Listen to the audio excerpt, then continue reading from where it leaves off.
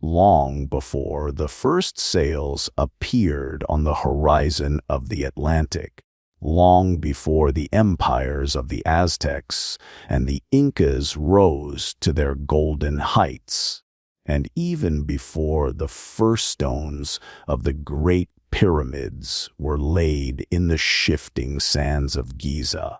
A silent revolution was taking place in the humid, green heart of the American South.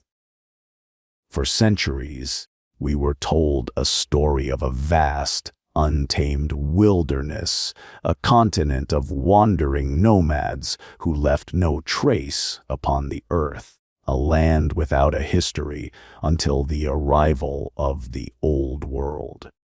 But the soil of Louisiana held a secret, buried beneath layers of sediment and the thick roots of ancient oaks.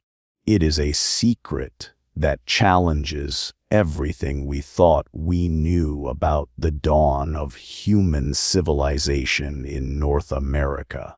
Imagine a landscape dominated by slow, moving rivers and dense forests, where the air is heavy with the scent of damp earth and the chorus of the bayou. It is here, in the Ouachita Parish, that we find Watson Brake, a site that remained hidden in plain sight for millennia. To the casual observer, these are merely hills, perhaps natural undulations of the river valley. But to the trained eye, they are something far more profound. They are the oldest large-scale earthworks in the Western Hemisphere, a complex of 11 mounds connected by a series of ridges, forming an oval that stretches across the landscape like a crown of earth. The mystery of Watson Brake is not just in its age, which dates back more than 5,400 years, but in the people who built it. According to the traditional narrative of human progress, monumental architecture is the hallmark of settled, agricultural societies. People who stayed in one place, farmed the land, and had the luxury of time to build monuments to their gods or their kings. Yet, the builders of Watson Brake were hunter-gatherers. They did not plant crops. They did not live in permanent cities. They followed the rhythms of the seasons, moving with the fish, the deer, and the ripening of wild fruits. And yet, they came together with a singular purpose, moving metric tons of earth with nothing but woven baskets and human willpower. They sculpted the land itself, creating a sacred space that aligned with the movements of the heavens. Why would a nomadic people undertake such a monumental task? What drove them to leave such a permanent mark on a world they supposedly only drifted through? As we stand on the edge of these ancient mounds today, the silence is haunting. We are walking on the remains of a society that flourished and then, for reasons we are still trying to grasp, simply vanished into the shadows of time, leaving behind only these silent sentinels of clay and silt. The story of Watson Brake serves as the prologue to an even more ambitious chapter in the ancient American story. A few hundred years later, and a few miles to the east, the scale of human ambition expanded into something truly breathtaking. This is Poverty Point. If Watson Brake was a whisper of what was possible, Poverty Point was a shout that echoed across the continent, covering nearly 900 acres. It is a feat of engineering that defies logic for its time. From the air, the design reveals itself with startling clarity: 6 massive, concentric C-shaped ridges, divided by aisles that radiate outward like the spokes of a wheel. In the center, a vast plaza, and on the periphery, massive mounds that dwarf anything seen before, including the towering Mound A, often called the Bird Mound, which rises over 70 feet into the air. When you stand at the base of Mound A, you are looking at the result of millions of hours of labor. It is estimated that it took over 15 million individual basket loads of earth to complete the structures at Poverty Point. And this was not a slow, gradual process over centuries. Archaeological evidence suggests that parts of this massive complex were built with incredible speed, perhaps in just a few months or years, indicating a level of social organization and leadership that we once believed was impossible for this era in North America. The people of Poverty Point were not just builders. They were the masters of a vast continental network. Despite being thousands of years old, this site was the center of a trade system that reached from the Great Lakes to the Gulf of Mexico. Excavations have uncovered copper from the north, flint from the Ohio River Valley, and soapstone from the Appalachian Mountains. These ancient Americans were connected to a world far larger than their immediate surroundings, sharing ideas, materials, and perhaps even beliefs across thousands of miles of wilderness.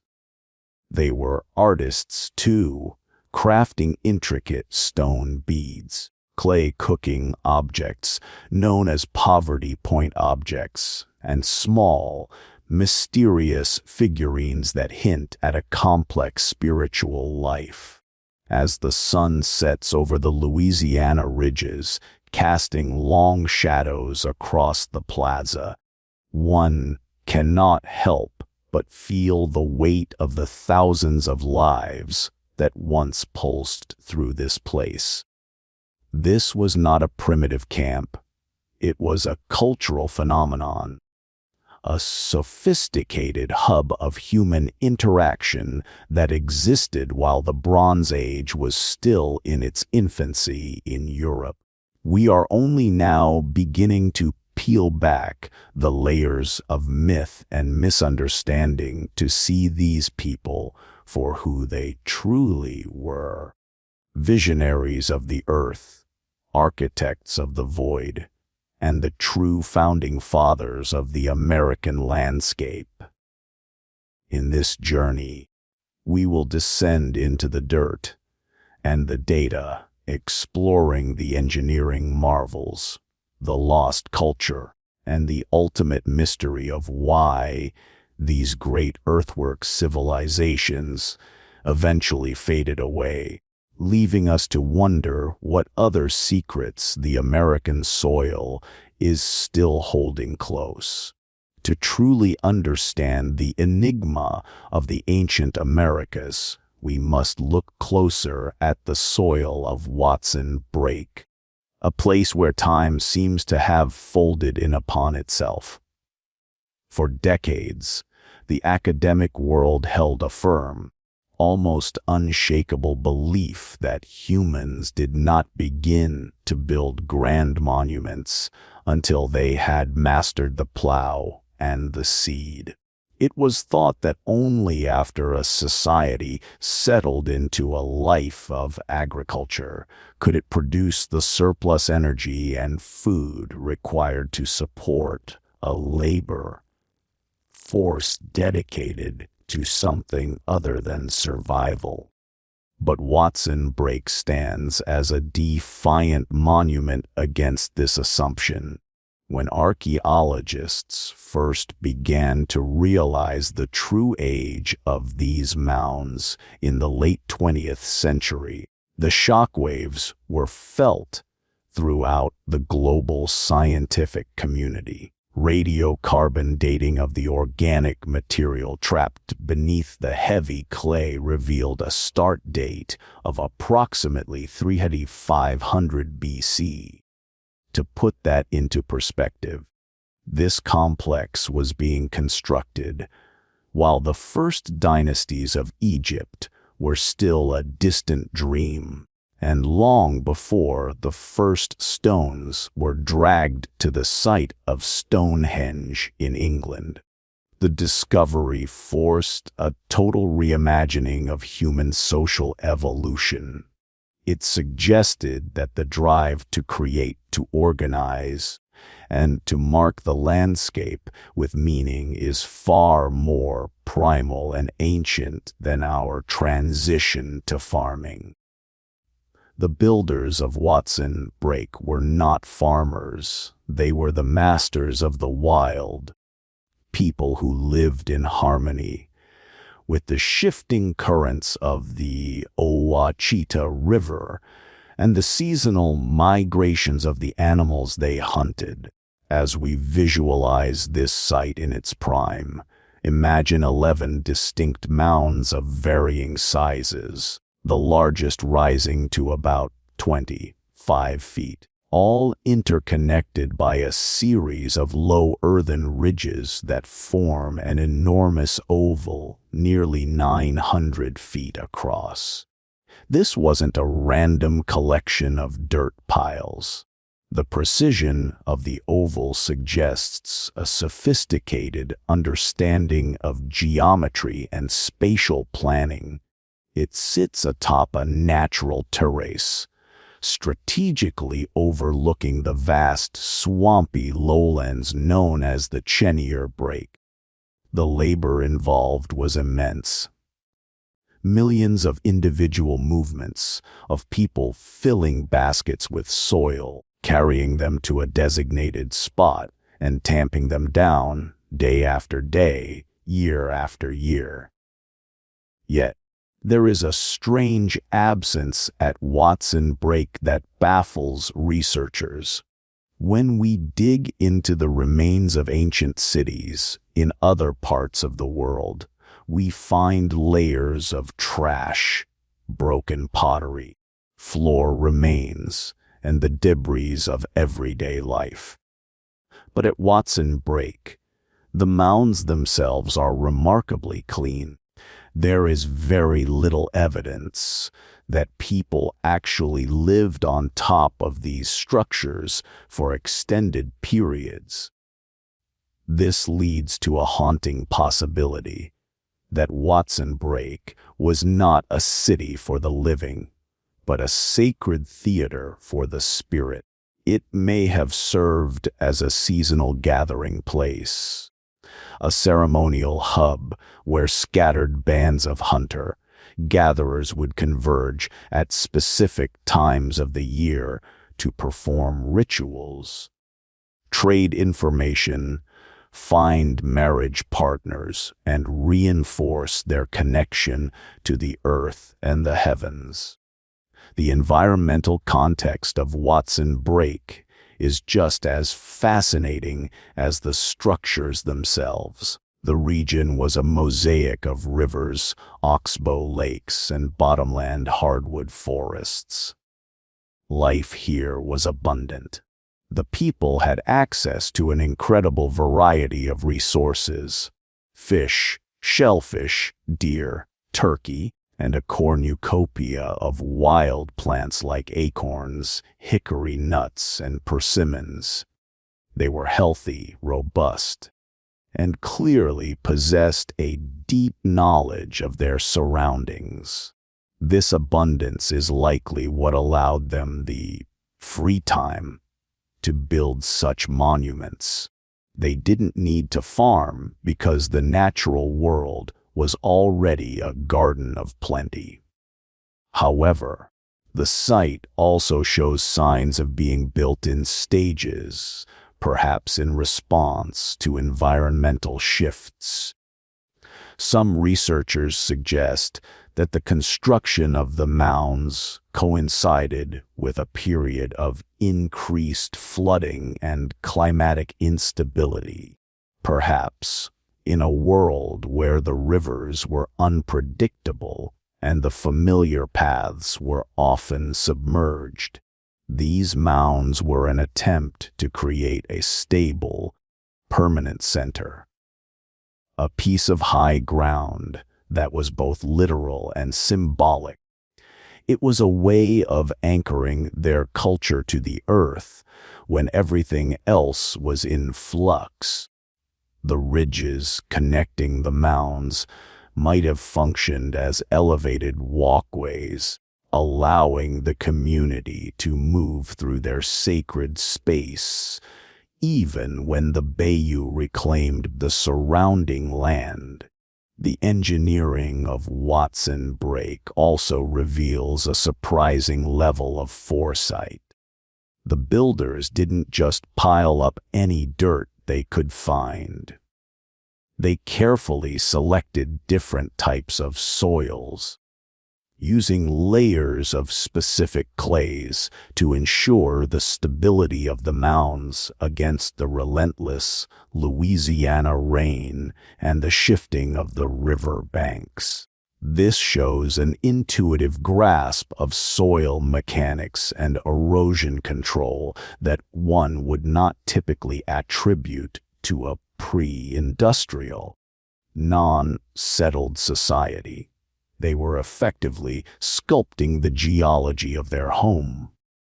Every basket of earth was a decision, a deliberate act of creation that whispered of a complex social hierarchy, or at least a powerful, shared vision. Who led these people? Was there a priestly class, or were these projects the result of a communal, egalitarian consensus?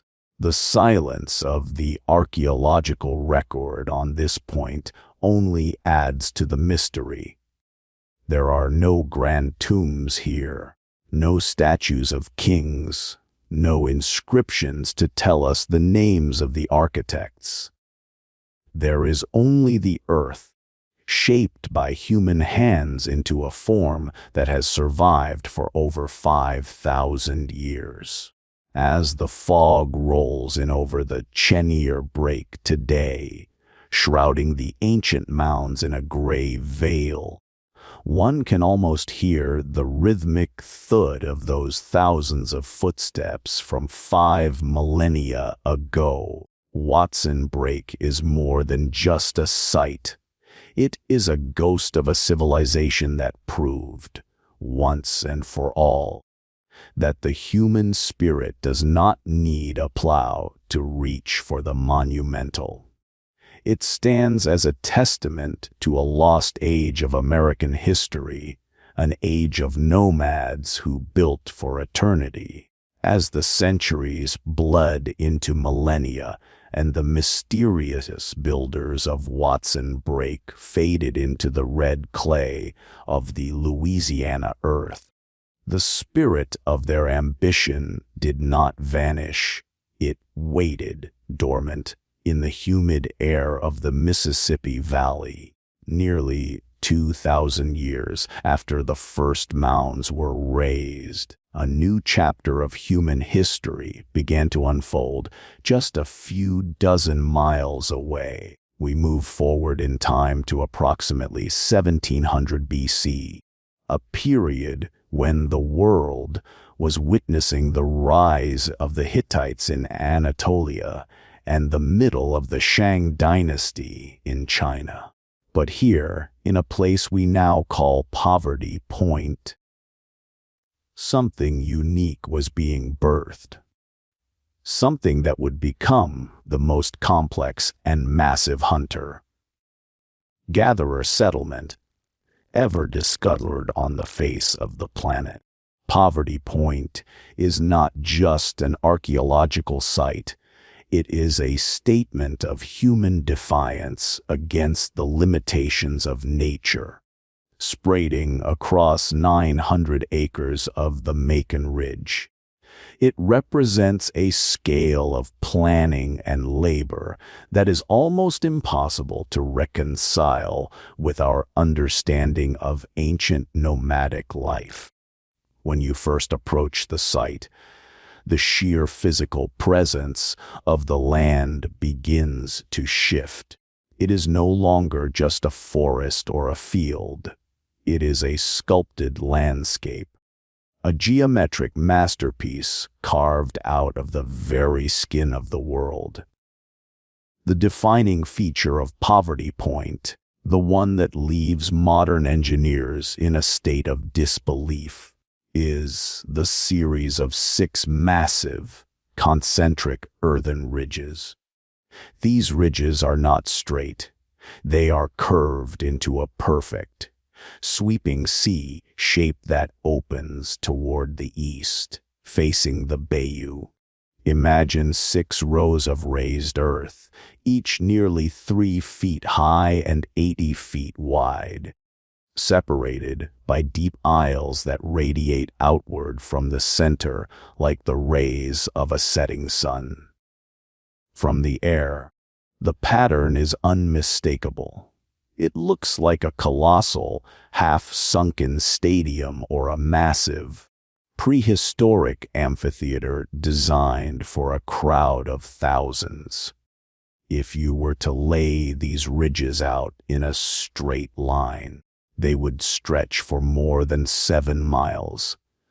The amount of earth moved to create just these ridges is staggering.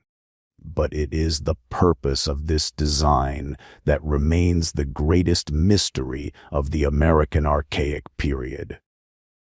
Why the C shape? Why this specific curved geometry? Some researchers believe these ridges were the foundations for a sprawling city of wooden houses, an ancient metropolis where thousands of people lived in organized rows overlooking the central plaza. Others see something more celestial, a massive astronomical calendar where the gaps between the ridges align with the rising of specific stars or the solstices, turning the entire landscape into a giant clock that synchronized the tribe with the heartbeat of the universe. But even these ridges are dwarfed by the massive mounds that guard the perimeter of the site. Standing at the northern edge is Mound A, a structure so immense that it is often referred to as the Bird Mound.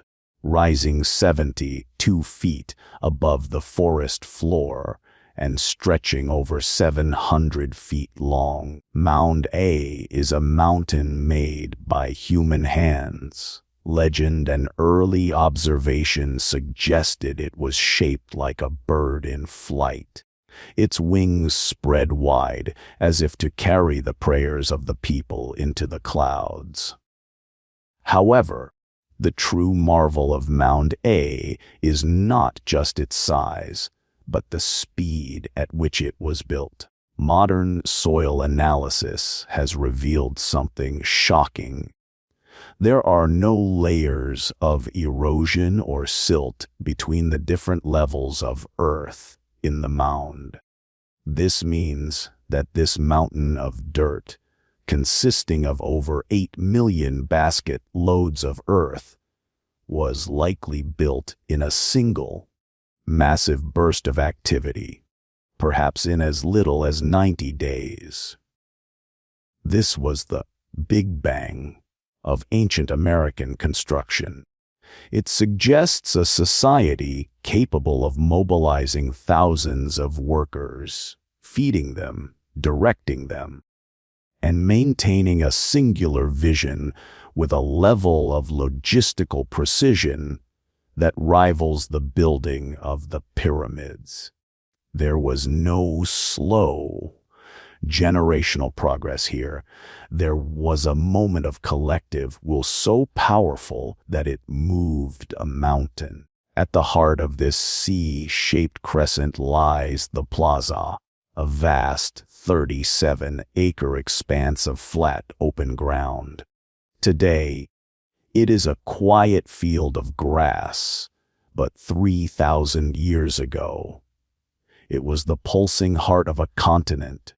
Archaeological excavations have found hundreds of deep pits within this plaza, molds that once held massive wooden pillars.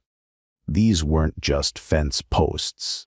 They were towering trunks of cypress and oak, perhaps carved and painted, standing as silent observers to the rituals and markets that took place below. Imagine the plaza filled with the smoke of hundreds of cooking fires, the air thick with the sound of many languages, and the rhythmic chanting of ceremonies that lasted for days.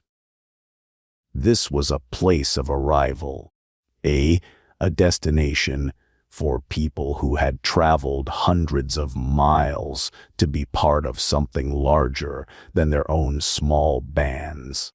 The geometry of the site acted as a funnel, drawing the energy of the river and the people into this central stage. The precision of the plaza's layout, perfectly leveled and cleared of all debris, tells us that for the people of Poverty Point, space was sacred. Every inch of this 900-acre site was calculated, every mound placed with intent, creating a harmony between the earth below and the sky above that we are only now beginning to decipher.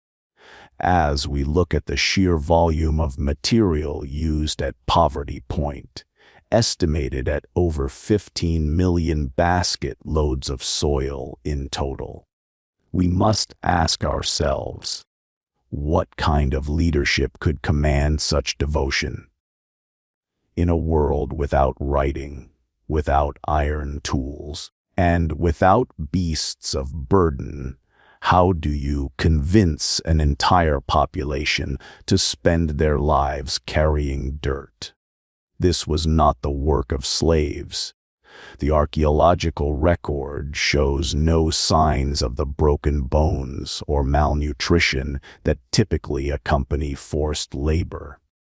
Instead, it seems to have been a labor of love, or perhaps a labor of faith. The people of Poverty Point were invested in this landscape.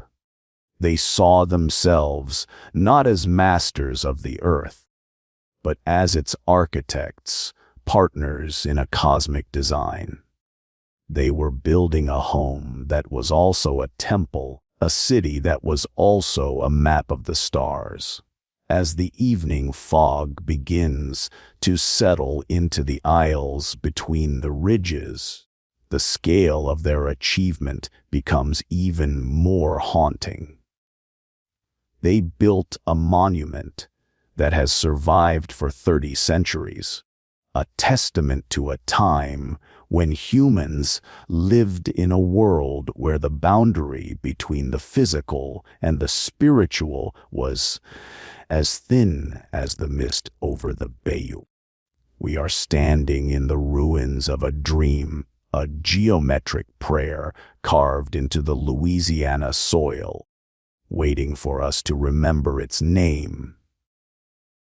To understand the people of Poverty Point, we must look past the colossal mounds and gaze into the small, mundane objects left behind in the hearths of their ancient homes. A great paradox sits at the heart of this civilization. They were masters of monumental construction, yet they lived in a world almost entirely devoid of stone. The Mississippi Delta is a land of silt, clay, and water, where a simple rock is a rare treasure transported from hundreds of miles away. This environmental challenge gave birth to one of the most ingenious technological adaptations of the ancient world: the poverty point objects, or PPOs. To the untrained eye, these are merely lumps of baked clay, often no larger than a walnut. But to the archaeologist, they are the secret to the survival and success of this culture, because they lack the stone necessary to create earth ovens. For roasting meat and fish, the people of Poverty Point turned to the only material they had in abundance, the earth itself. They hand-fashioned moist clay into specific, deliberate shapes, biconical, cylindrical, or grooved, and fired them until they were hard as rock. These were not toys or ornaments. They were high-tech heat conductors. By placing these clay balls into pits and heating them with fire, the ancient cooks could regulate temperature with startling precision. Different shapes held heat differently, allowing them to bake, steam, or slow cook their food in a sophisticated culinary tradition that predated the arrival of pottery in the region. When we find these objects today, scattered by the thousands in the ancient trash heaps, we are looking at the remnants of 1,000,000 family meals. This was the fuel of the civilization. But what exactly was being cooked in these earthen ovens? The diet of the Poverty Point people was a testament to the staggering biological wealth of the Louisiana Bayous. While the rest of the world's great civilizations were becoming enslaved to the unpredictable cycles of wheat or corn, the people of the Macon Ridge lived in a permanent state of abundance. They were the ultimate generalists. Analysis of their refuse shows a diet rich in protein venison from the surrounding forests, countless varieties of fish from the rivers, and a seemingly endless supply of hickory nuts, acorns, and persimmons. They were not struggling to survive, they were thriving in a landscape that functioned as a self-replenishing supermarket. This reliable, high-calorie diet is what provided the human energy needed to carry those millions of baskets of soil to build Mound A. Beyond the kitchen, the people of Poverty Point were artisans of incredible skill, operating at a level of craftsmanship that seems almost impossible given their lack of metal tools.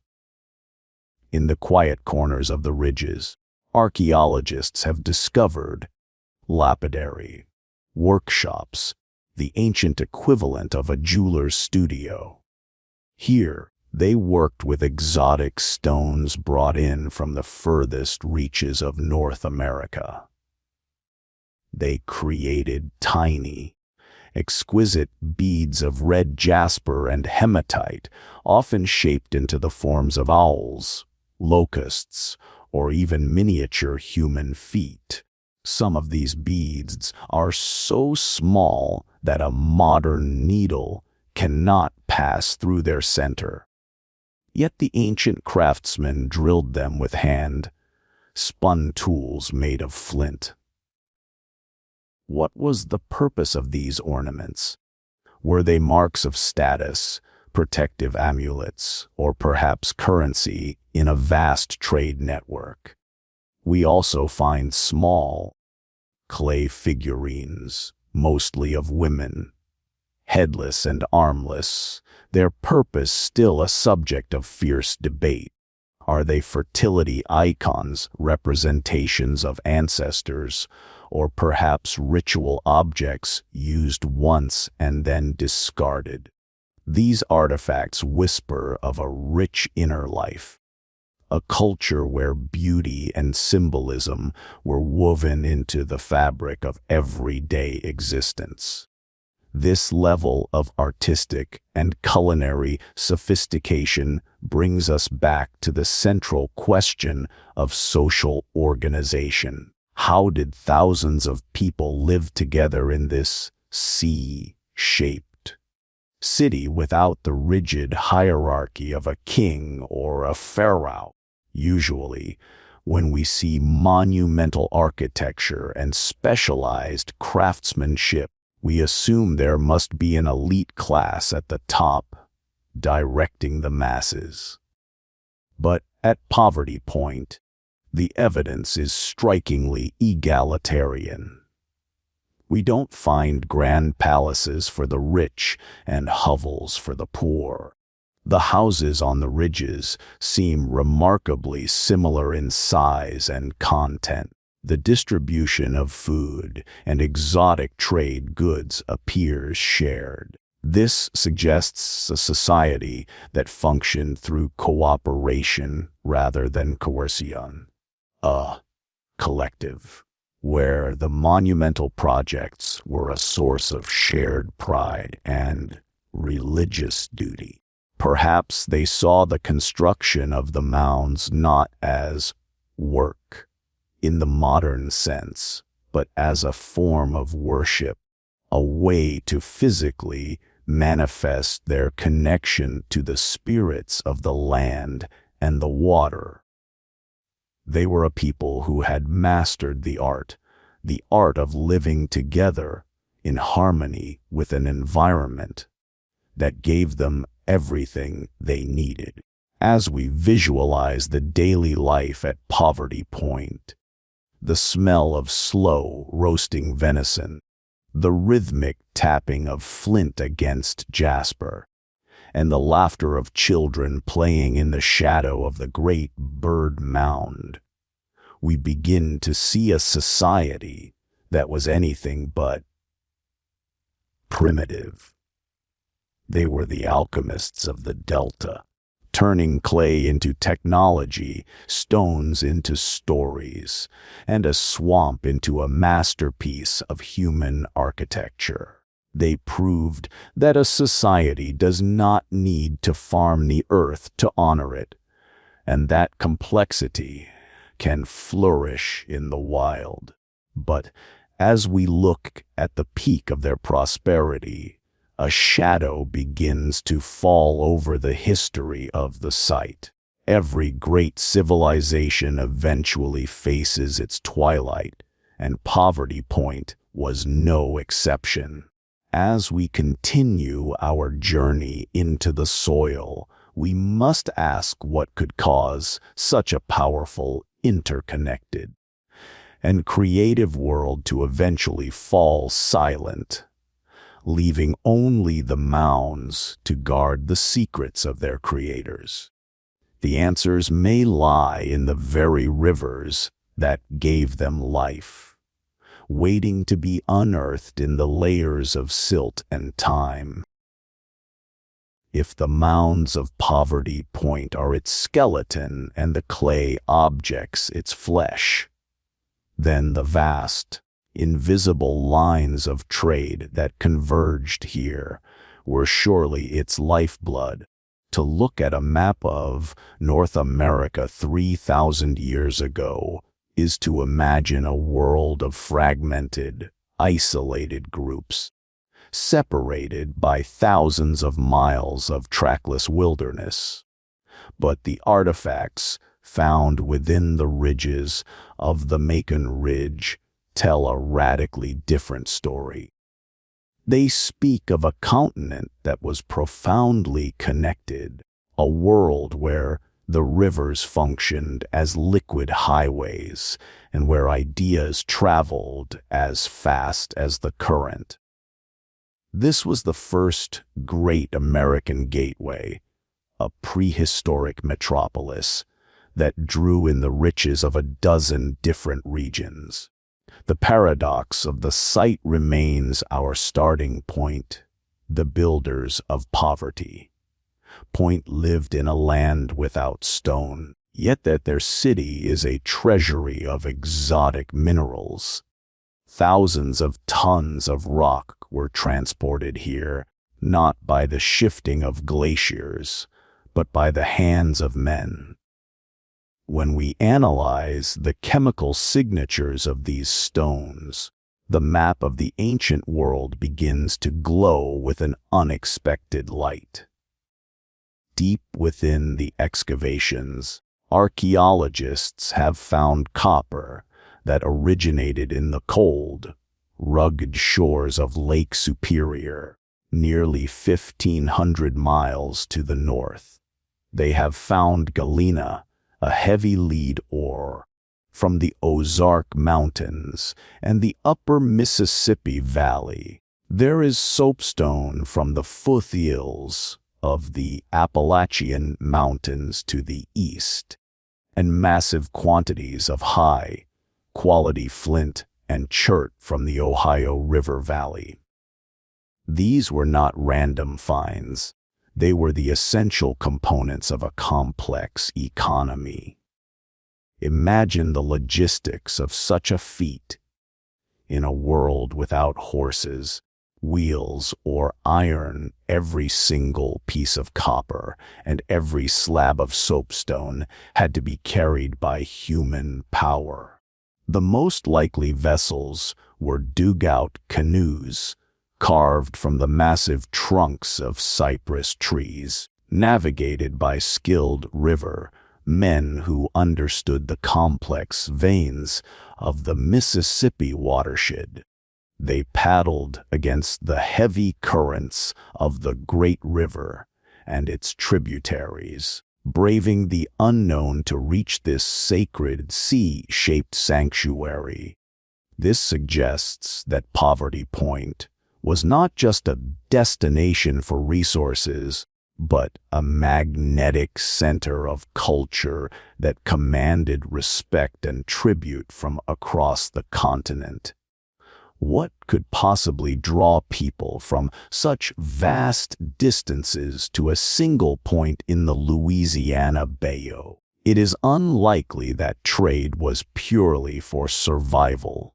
You do not carry copper 1,500 miles just to make a tool when a bone or wooden one might suffice. No, this was a trade in prestige, in ritual, and in identity. The exotic stones were transformed into the exquisite beads and figurines we discussed earlier, objects that likely carried profound spiritual weight.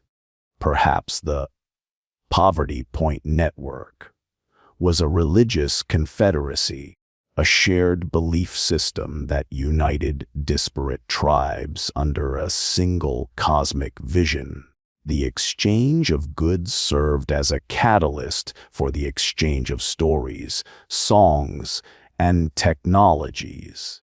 A hunter from the Great Lakes might have sat in the central plaza of Poverty Point, sharing a meal cooked with clay objects with a fisherman from the Gulf Coast. In this exchange, the world became smaller, and the collective memory of the American people began to take root. Poverty Point was the heart that pumped these influences back out into the wilderness, acting as a cultural radiator that influenced the development of future civilizations for centuries to come. The scale of this interaction implies a level of diplomacy and peace that is often overlooked in our study of ancient societies. to move goods across thousands of miles requires safe passage through the territories of countless different groups. It suggests a shared understanding of trade routes, perhaps even a universal language of symbols and gestures that allowed strangers to communicate and bargain. Poverty Point may have functioned as a neutral ground, a sacred zone where conflict was forbidden and where the focus was on the shared labor of construction and the celebration of the seasons. The ridges themselves may have acted as stalls in a massive continental market, with each row or section designated for visitors from a specific geographic region. The C shape opening to the river was a welcoming gesture, a giant harbor of earth designed to receive the canoes as they emerged from the mist of the Mississippi. As we stand atop Mound A today, looking out over the silent fields, we must try to hear the echoes of that ancient bustle. This was a place of vibrant, multicultural energy long before the first European cities were even a glimmer on the horizon. The people of Poverty Point had achieved a continentalism that we often think of as a modern invention. They saw the rivers not as barriers, but as bridges. They saw the distant mountains not as alien lands, but as sources of power and beauty. But as we admire this incredible web of connection, we are forced to confront the inevitable fragility of such systems. A network that relies on thousands of miles of cooperation and stable environmental conditions is a network at risk. In the next chapter of our story, we will explore the forces that began to pull at the threads of this great tapestry. We will look at the shifting climate, the changing rivers, and the mysterious decline of this great earthen capital. For even the most powerful heart can eventually stop beating, leaving the veins of trade to dry up and the great monuments to be reclaimed by the forest. Every empire, no matter how grandly built of stone or earth, must eventually face its sunset. For over a millennium, Poverty Point stood as a beacon of human achievement, a thriving heart that pumped life across the veins of the North American continent. But around 100 BC, the rhythm of this heart began to falter. The decline of Poverty Point was not marked by the smoke of burning cities or the chaotic retreat of a defeated army. There are no layers of ash to suggest a great fire, no piles of arrowheads to tell the story of a final, desperate siege. Instead, the end of this golden age was written in the very thing that gave it life, the water. The Mississippi River and its tributaries are not static lines on a map. They are living, breathing entities that crawl across the landscape over centuries. Geological evidence suggests that during the final centuries of Poverty Point's occupation, the Arkansas River, which had been a vital artery for the site, began to shift its course.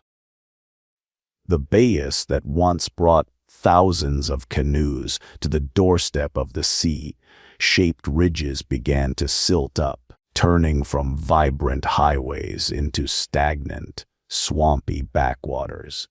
Imagine the psychological toll on a people who believed their city was the center of the universe. For generations, the river had provided an endless bounty of fish and a direct link to the copper of the north and the shells of the south. But as the water receded and the navigation routes became treacherous, the magnetic pull of Poverty Point began to weaken. The vast trade network we explored, the one that reached from the Great Lakes to the Appalachians, was a fragile web of cooperation. When the central hub could no longer easily receive the heavy dugout canoes or provide the massive ceremonial feasts that anchored the culture, the threads of the web began to snap. Groups that once traveled hundreds of miles to contribute to the construction of the mounds stayed home. The exchange of exotic stones slowed to a trickle, and the once bustling lapidary workshops grew quiet. The collective dream was dissolving not through violence, but through a slow, agonizing isolation. Climate change likely played a silent but devastating role in this dissolution. Scientific core samples from the region indicate a shift toward a cooler and much wetter climate during this period.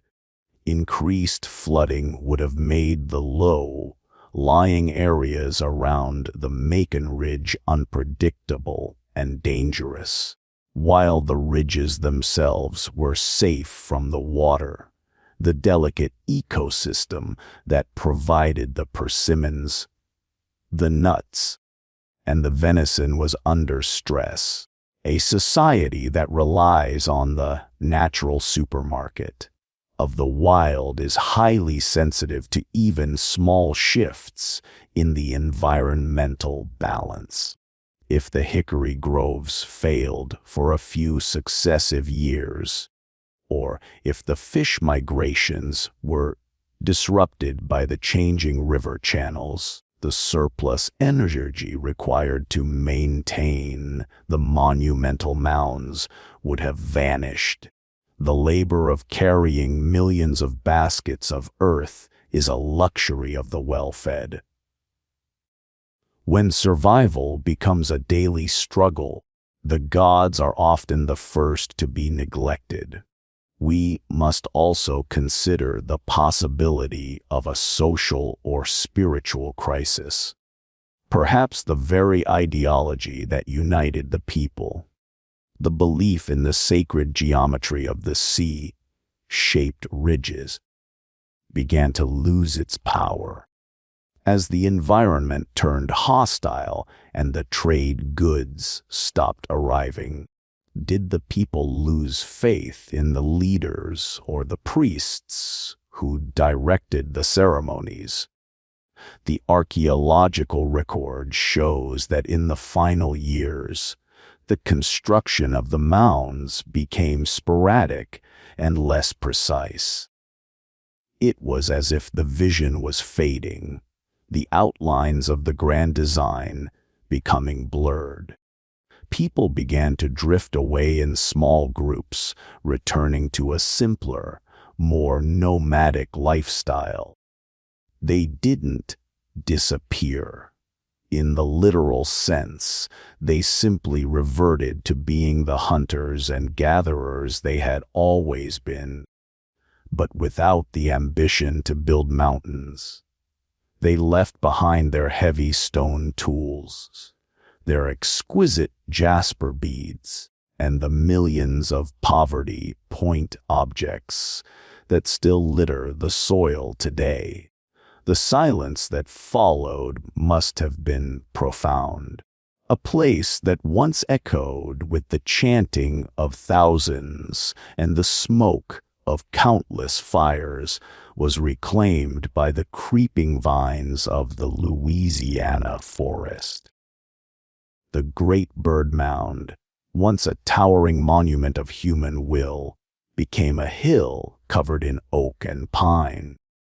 For the next 2,000 years, the site would remain a ghost, a mystery to the tribes that later moved through the area.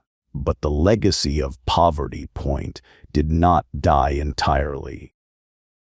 The idea of the mound, the concept of shaping the earth into sacred forms, was a seed that had already been scattered centuries later in the Ohio River Valley and across the southeast. New cultures like the Adena and the Hopewell would rise, building their own mounds and creating their own vast trade networks. They were the spiritual heirs of the Poverty Point visionaries, carrying the torch of monumental architecture into a new era. As we look at the ruins of Poverty Point today, we are reminded of the cyclical nature of time. We see a civilization that reached the pinnacle of what was possible for its era, and then gracefully, or perhaps painfully, stepped back into the shadows. It serves as a haunting mirror for our own modern world, a reminder that our greatest achievements are ultimately at the mercy of the planet we inhabit. The earth that was so carefully shaped into ridges and mounds is slowly being reclaimed by the wind and the rain, returning to the primordial mud from which it was taken. But even in its decay, Poverty Point remains a masterpiece, a silent testimony to a time when humans dared to dream on a continental scale. In our final chapter, we will look at how this site was rediscovered, how it is being preserved today, and what it truly means for the story of America. For thousands of years, the great earthen monuments of the Louisiana Bayous remained in a state of deep, undisturbed slumber.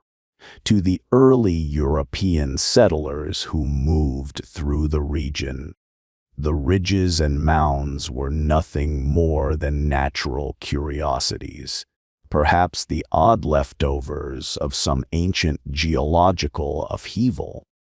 They plowed over the ridges, built farmhouses in the shadow of the mounds, and called the area Poverty Point, a name that ironically reflected their own struggle with the soil, unaware that beneath their feet lay the remains of the most prosperous and organized society of its age. It wasn't until the mid-20th century, with the advent of aerial photography, that the true scope of the site was revealed to the modern world. From the vantage point of the clouds, the hills suddenly transformed into a perfect, intentional geometry. The sea-shaped ridges emerged from the trees like a giant thumbprint of a lost god. It was a moment of profound realization. The American landscape was not a blank slate before the arrival of the Old World. It was a palimpsest, a parchment that had been written upon and erased, waiting for us to learn how to read its hidden script once again. The journey from curiosity to world wonder was a slow and meticulous one. Archaeologists like James Ford and later researchers spent decades in the heat and humidity, sifting through millions of Poverty Point objects and stone microliths to piece together a story that seemed to defy the laws of history. The discovery of Watson Brake in the 1990s added a new, even more shocking layer to the mystery, pushing the timeline of monumental construction back by another 2 millennia. These sites forced the scientific community to abandon the long-held belief that only farming societies could achieve greatness. They proved that the hunter-gatherers of North America were visionaries, engineers, and master diplomats. In 2014, the international community finally gave this legacy the recognition it deserved when Poverty Point was inscribed as a UNESCO World Heritage Site. It was a declaration to the world that these mounds belong in the same breath as the pyramids of Giza, the Great Wall of China, and the ruins of Rome. They are the foundational stones of the American story, the genesis of a continental ambition that continues to define this land today. But what is the true meaning of Watson Brake and Poverty Point for us, living in a world of glass, steel, and silicon? As we look back across the 5,000-year gulf that separates us from those basket-carrying builders, we find a mirror reflecting our own human nature. We see a people who, despite having no metal, no wheels, and no written language, possessed an unshakable drive to leave a mark that would outlast their own lives. They were a people who understood that to be human is to create, to take the raw clay of the world and shape it into a vision of order and beauty. They lived through cycles of climate change, shifting rivers, and the rise and fall of vast trade networks. Yet they remained anchored to their sacred center. Their story is a reminder that civilization is not just about the tools we use, but about the connections we forge and the stories we tell together. They were the first to recognize the potential of the American heartland, turning a swampy wilderness into a theater of the cosmos. Today, as the sun dips below the horizon, and the shadows of the oaks stretch long across the central plaza, a heavy, reverent silence settles over the ridges. The noise of the modern world, the distant hum of cars, and the buzz of technology seems to fade away, replaced by the ancient whispers of the bayou. We are standing on hallowed ground, a place where the barrier between the past and the present feels remarkably thin. The people of Poverty Point and Watson Brake may be gone, their names lost to the wind and their languages forgotten. But they are not truly silent. They speak to us through the curve of every ridge and the height of every mound. They remind us that we are merely the latest in a long line of dreamers who have called this continent home. We are the inheritors of their landscape, the guardians of their memory, and the students of their mystery. As we conclude this journey through the Midnight Chronicles, let us carry the image of those millions of loads of earth with us. Let it be a testament to what can be achieved when a community shares a single, magnificent goal. The American story did not begin with a ship or a document. It began with a handful of clay and a vision of the stars. The mounds of Louisiana stand as silent sentinels, watching over a land that has seen empires come and go, reminding us that while our time on this earth is brief, the marks we leave can echo for eternity. The echoes of the bayou are still there, if only we are quiet enough to listen. They tell a story of resilience, of ingenuity, and of a deep, abiding love for the earth that sustains us. As the mist rolls in from the river, shrouding the ancient mounds in a veil of gray, we leave this sacred space knowing that some secrets are meant to be kept, and some stories are only just beginning to be told. The American Genesis is not a finished chapter. It is a living, breathing part of who we are, buried deep within the soil, waiting for the next generation to uncover its light.